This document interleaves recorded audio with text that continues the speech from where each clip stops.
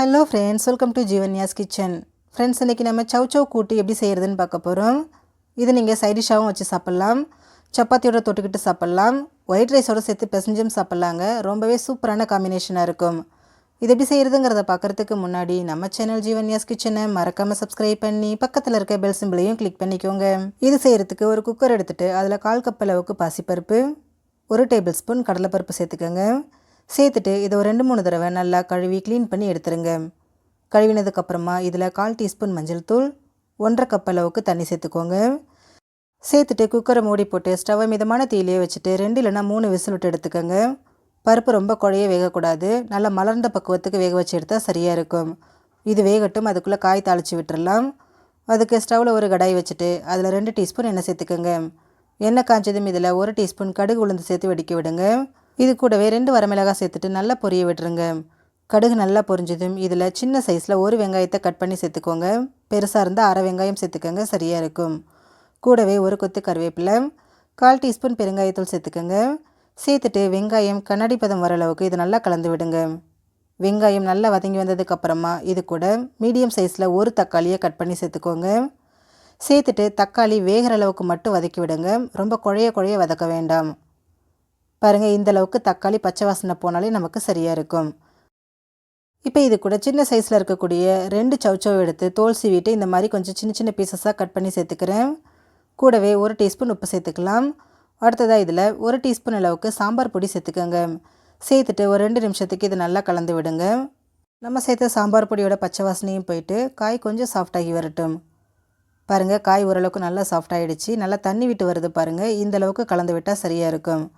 இப்போ இதில் 1லேருந்து 1/2 கப் தண்ணி சேர்த்துக்கோங்க. தண்ணி ரொம்ப அதிகமாக சேர்த்துற வேண்டாம், சாம்பார் மாதிரி ஆகிடும். அதனால் காய் வேகிற அளவுக்கு மட்டும் தண்ணி சேர்த்திங்கன்னா சரியாக இருக்கும். சேர்த்துட்டு இதை நல்லா கலந்து விட்டுருங்க. கலந்துட்டு இதை மூடி போட்டு ஒரு 5 நிமிஷம் மீடியம் ஃப்ளேம்லேயே வேக விடுங்க. ஒரு 5 நிமிஷம் போல் ஆயிருக்கு. காய் இப்போ பார்த்திங்கன்னா முழுமையாக வெந்திருக்காது, பாதி அளவு தான் வெந்திருக்கும். தண்ணியும் ஓரளவுக்கு கரெக்டாக இருக்குது பாருங்கள். இப்போ இதில் நம்ம வேக வச்ச பருப்பு பார்த்துடலாம். பருப்பு பாருங்கள், ரொம்ப குழையில நல்லா மலர்ந்து வெந்து வந்திருக்கு. பருப்பு குழஞ்சிட்டா ஒரு மாதிரி குழன்னு ஆகிடும். அதனால் மலர்ற பக்குவத்துக்கு மட்டும் வேக வச்சுக்கோங்க. இப்போ இந்த பருப்பை மசிக்காமல் அப்படியே காயோடு சேர்த்துருங்க. சேர்த்துட்டு இதை நல்லா கலந்து விடுங்க. காய் ஏற்கனவே பாதி அளவு வெந்துருச்சு, இந்த பருப்போடு சேர்ந்து முழுமையாக வேகணும். அது வரைக்கும் ஸ்டவ்வை மீடியம் ஃப்ளேம்லேயே வச்சுட்டு இதை நல்லா வேக விடுங்க. இதை மூடி போட்டு வச்சுருங்க, நல்லா வேகட்டும். அதுக்குள்ளே தேங்காய் மசாலா அரைச்சிக்கலாம். அதுக்கு மிக்சர் ஜார் எடுத்துகிட்டு அதில் 1/2 கப் அளவுக்கு துருவின தேங்காய், 1 டீஸ்பூன் சீரகம், 2 வரமிளகாய், 1/2 கப் அளவுக்கு தண்ணி சேர்த்துக்கோங்க. சேர்த்துட்டு இதை நல்லா நைஸாக அரைச்சி எடுத்துருங்க. இப்போ பாருங்கள், ஒரு 5 நிமிஷம் போல் ஆயிருக்கு.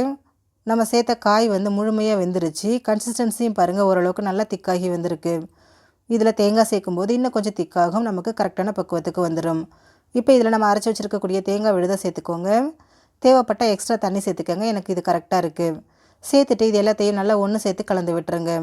தேங்காய் சேர்த்ததுக்கப்புறமா இது ரொம்ப நேரத்துக்கு கொதிக்க வைக்கக்கூடாது, நமக்கு டேஸ்ட் மாறிடும். அதனால் 2 நிமிஷத்துக்கு மட்டும் கொதிக்க விட்டுருங்க.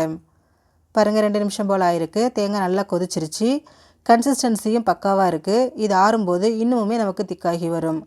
இப்போ இதில் கொஞ்சமாக பொடியை நறுக்கின மல்லி இலையை சேர்த்துருங்க. சேர்த்துட்டு இதை ஒரு தடவை நல்லா கலந்துட்டு இதை நம்ம ஸ்டவ்லேருந்து எடுத்துடலாம். ரொம்ப டேஸ்டியான சவ் கூட்டு ரெடி ஆகிடுச்சு. ஃப்ரெண்ட்ஸ், நீங்களும் இந்த ரெசிபியை ட்ரை பண்ணி பாருங்கள். ட்ரை பண்ணி பார்த்துட்டு உங்களோட எக்ஸ்பீரியன்ஸை மறக்காமல் கமெண்ட் பாக்ஸில் கமெண்ட் பண்ணுங்கள். உங்கள் ஃப்ரெண்ட்ஸ் அண்ட் ஃபேமிலி மெம்பர்ஸோடு இந்த வீடியோவை ஷேர் பண்ணுங்கள். நம்ம சேனல் ஜீவன்யாஸ் கிச்சனை சப்ஸ்கிரைப் பண்ணி பக்கத்தில் இருக்க பெல் சிம்பிளையும் கிளிக் பண்ணிக்கோங்க. அப்போ தான் நான் போடுற வீடியோஸோட நோட்டிஃபிகேஷன்ஸ் உடனுக்குடனே உங்களுக்கு வரும். தேங்க்யூ.